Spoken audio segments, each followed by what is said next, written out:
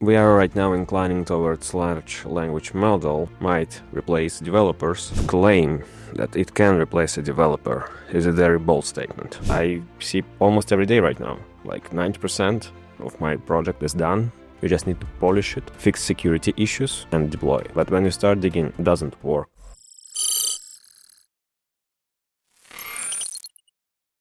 I was just thinking about one interesting question. And it's an interesting question for me. Obviously, it might not be interesting for everyone, but the fact that vibe coding exists, like what exact problem does it solve? Like vibe coding solve what problem? We have the tools like Lovable, Base44, we have Cursor. If we think about necessity in existence of those tools, is like the key question to whom they actually serve. And when people say it will, like AI will replace developers, well, we are right now inclining towards large language model might replace developers. And then, first of all, the statement is just not correct. Like AI and LLM, those are different things.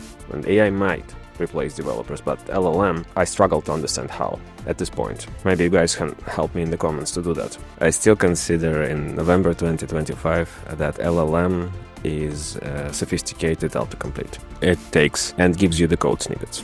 That's fine. That's totally understandable, and I love it. However, to claim that it can replace a developer is a very bold statement. The tools that we might utilize, so let's say, who is the target audience? Like Lovable, does it help non-technical founders? Or this Base44 helps non-technical founders, or maybe Cursor helps non-technical founders? Because the speed and efficiency of the feature production is definitely shortens. But the efforts that owners have to spend in order to deliver small scope of work will progressively increase as soon as they have a bigger code base. And at one point, they won't be able to change the product because any prompt that they do would eventually change the code in a way that it affects the parts of the application that they didn't have intention to change. And the way how owners communicate with Lovable and similar tools looks to me as a communication channel, as an input for actual developers. And the problem why those things exist and maybe why they are actually usable for owners is that it simplifies the communication for them. Like there's no friction.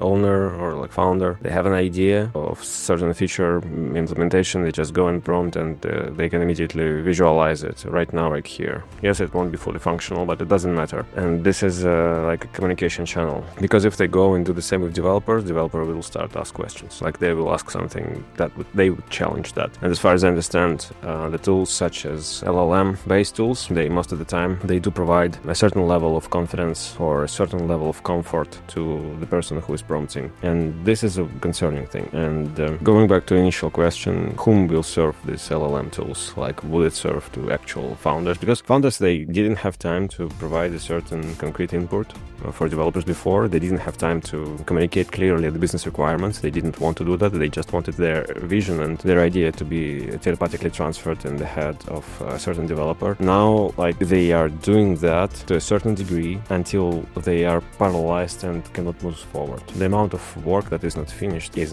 incredible. Incredible in terms of we were thinking that developers will be out of work, but now we have more work and more complicated work. The work is difficult now and it costs more money because guys just are vibe coding functionality. They have no ability to test that functionality. Most of the tools, they do not provide the ability to lock a certain file, so they just overwrite certain parts of it. And they end up into the statement I see almost every day right now. Like 90% of my project is done.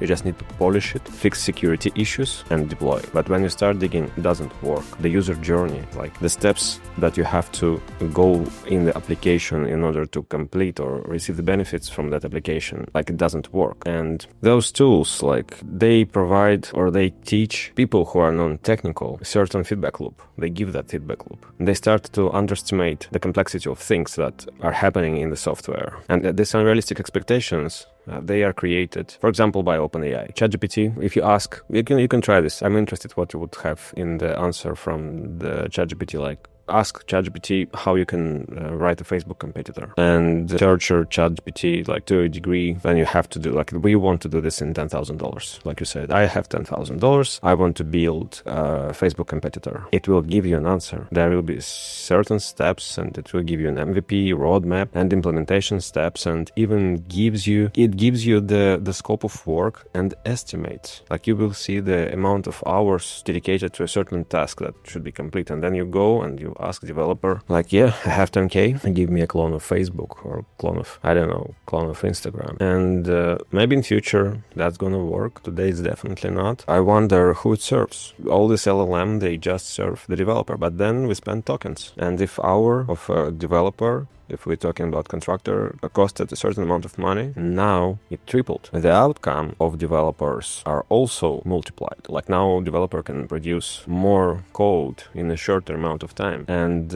more companies are doing that. So overall, we increase the workload of each developer. Every company does this, and we, as a result, we don't have any competitor advantage because we're still moving with the same pace. The same pace according to every other competitor. We are not faster than we were before because everyone else is also faster. Or let's say this is a relative metric, like we all moving with the same, we moved with the same pace, now we continue moving with the same pace, but now we spend more money on development. We don't spend less money on development, we spend more money on development. So if we use AI to reduce the cost of development, it doesn't work. We don't reduce the spendings. It's more money. We're spending more money because we demand more features to implement. So yeah, that's why I'm wondering how it helps actually. I'm trying to figure it out. I'm not being sarcastic here. I'm not saying like it doesn't help. It helps, but I'm asking just whom, except NVIDIA. Yeah, have a great rest of the day.